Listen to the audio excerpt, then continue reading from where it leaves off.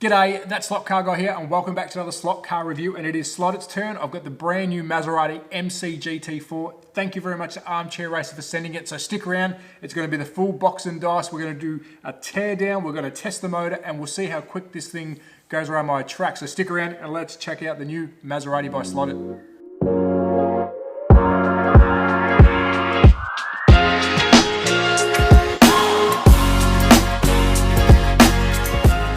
So welcome back to another slot car review, and yes, it is Slot.it's turn, and yes, I do have the brand new Maserati MC GT4, and a massive thank you to Armchair Racer for getting it to me, because this is seriously brand new. I believe it's available now in your country. If not, let me know in the comments, because I do get it wrong. But I've also noticed a bit of a packaging error. Now, the reason I find that's worth noting is in some collectible realms, like the die-cast car world, errors normally mean it's more collectible. I don't know if that's the same as in the slot car world, but the reason it is, because this might not be produced the same way again once the error has been found out, which hopefully I'm showing this for the first time. So what is this error? Look at the base of what the car's sitting on, and it says it raced at Road America.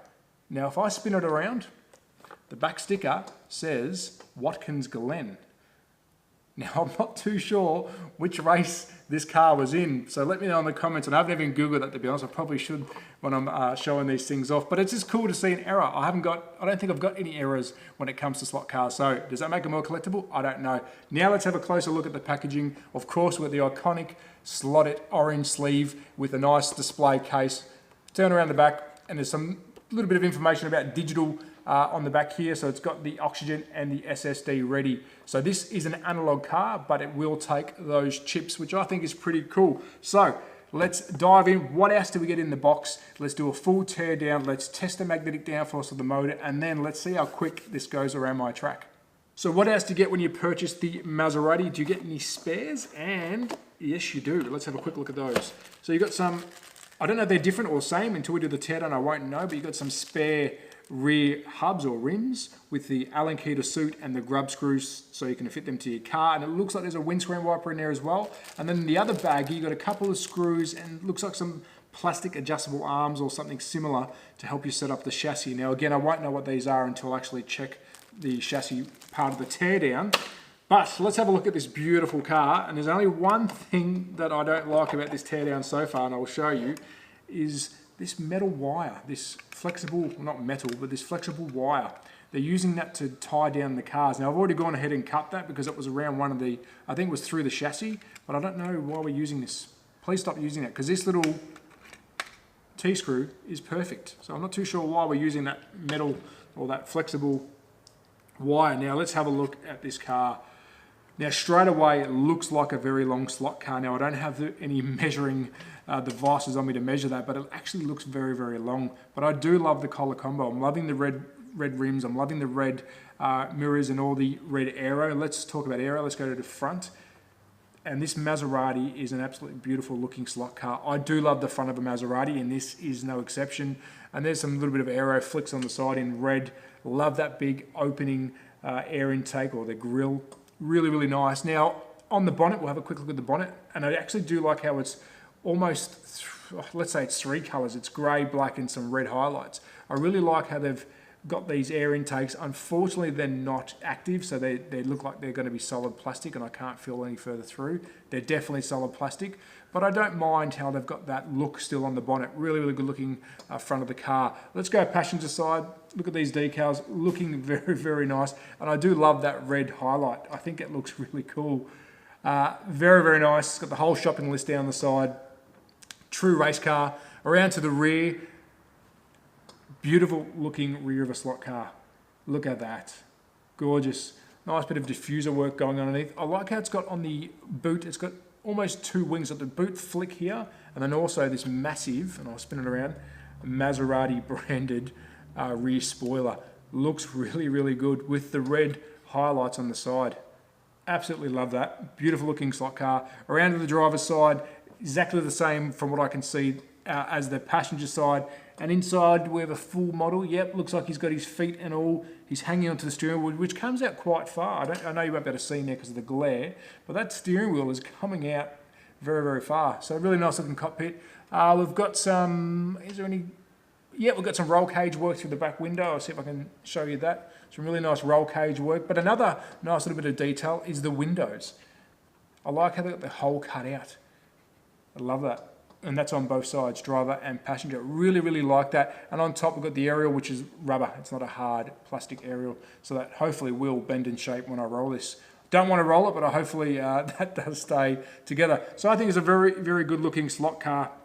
It looks long. I'm not too sure if it is compared to another slot car. I will check that out. But let's get stuck into the teardown. Let's see what's inside this beautiful slot car. So I'll remove the shell from the chassis. Very simple, 3 screws only. And that will be important if you are doing an endurance race and you need to get in there and fix something. So very simple to do a teardown on this. But I'll move the chassis for now.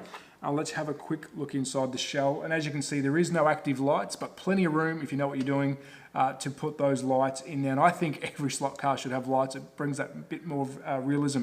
Now, mate, this one's for you, Dennis. He's got no legs. Unfortunately, he's been cut off at the knees, but I know Dennis likes to cut those booties off himself. But unfortunately, mate, they've beat you at the factory and done that for you. But there is plenty of room in here. I will weigh the shell because it does feel quite light, and I also will weigh the chassis. But let's have a quick look at the chassis while we're talking about it, and we'll start from front to back. Now, one most important thing I think about this chassis is I did say it can run different digital chips in the intro, and of course I'm very interested in Carrera Digital, and I do have the SP43 universal chip. Now, I will do a full video of the install of that, but basically that fits sideways in this little section here. And there's a couple of locator tabs, and of course I will be utilizing this hole here for the sensor. So really cool that this runs separate digital chips. Moving down to the motor mount itself, we are running a sidewinder. Let's talk about that first. We are running a MX-16M 23,000 RPM motor. So it should have some go in it, and it is a sidewinder. But this whole engine pod is removable, and you can run an angle winder, and there's some press out plastic sections right here. So keep that in mind. This can be configured in different ways, but we are running a sidewinder. Let's talk about the batteries. Let's talk about the magnets first. We've got one magnet at the front here, but you've got 3 locations. You've got a location at the rear, location at the front, and location in the center. So this can be moved around how you like, or you can run 3 magnets if you want, or you can run non-mag.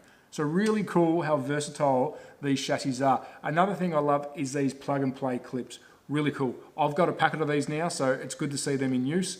But this SP43 chip also utilizes those same clips, which is really cool. No soldering will be needed to install that chip. Now, pinion and spur gear, we're running an 11 tooth pinion and a 30 tooth spur gear. And of course, as I said, rear wheel drive angle winder. Very good looking chassis. Upside down, let's have a quick look at the removable section. Of course, I did say you can remove the engine mount and run an angle winder. And then there's your locator holes for your sensors, front and left. So that's the Carrera one. Really cool chassis. I just love how they've thought this out for nearly every single user. So I'm going to weigh the shell and chassis, and then I'll test the magnetic downforce of the motor, and then let's get this thing around my track. Alrighty, so let's chuck the Maserati on the scales. I've zeroed it out. Let's start off with the shell first, and it did feel very light, so it'll be interesting to see. We are looking at 22 grams, so actually not too bad. And it looks quite long. I don't know if it is long, but it looks long. So 22 grams for the shell. Now let's see, is this a big boy chassis? Let's have a look, put it in the center. And we are looking at 49 grams for the chassis. So what's the total weight? 71 grams. That's actually not a very heavy slot car, so I'm pretty surprised how light that is. Let's move the scales. Let's bring in the UMS by SRC, and let's test out the magnetic downforce of this motor. Let's start off by finding center. I'm trying to get the center to find the maximum read. There we go. We are looking at 21.48 grams. So there you go. Now, the big question is, how does this thing perform around my track? Will it set a fast time on my lap? Well, let's find out. Let's chuck it around my test track.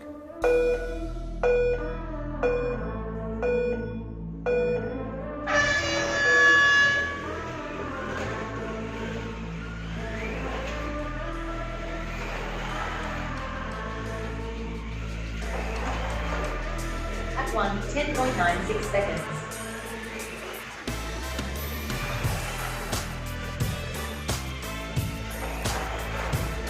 Lap 2, 9.86 seconds.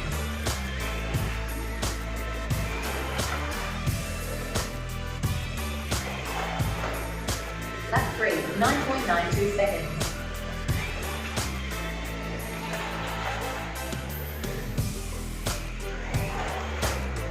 Final lap motion 1. Lap 4, 9.99 seconds.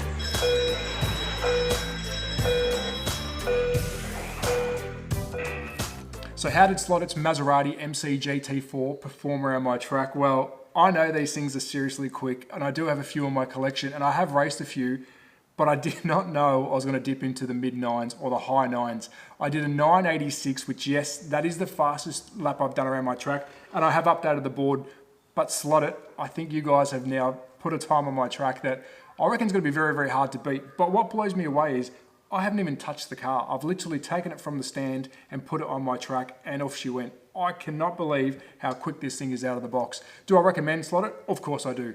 For anyone, if you're starting a racing league, if there's a racing league that has an area for this car to be put in, definitely. They are very easy to work on. The parts are good quality, but again, out of the box, a 986, that's super fast.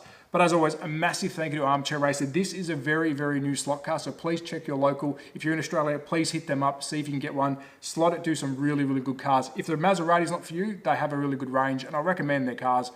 To date, I haven't faulted one of their cars, and that's just blown me away. But as always, at That Slot Car Guy, please check me out on Instagram, YouTube, like and subscribe. If I've done something wrong, again, let me know in the comments. But I've got some more cars coming. Again, I'm not going to get any sleep. But as always, I've had a blast. So thanks, guys. Thanks for watching. Take care. Ciao.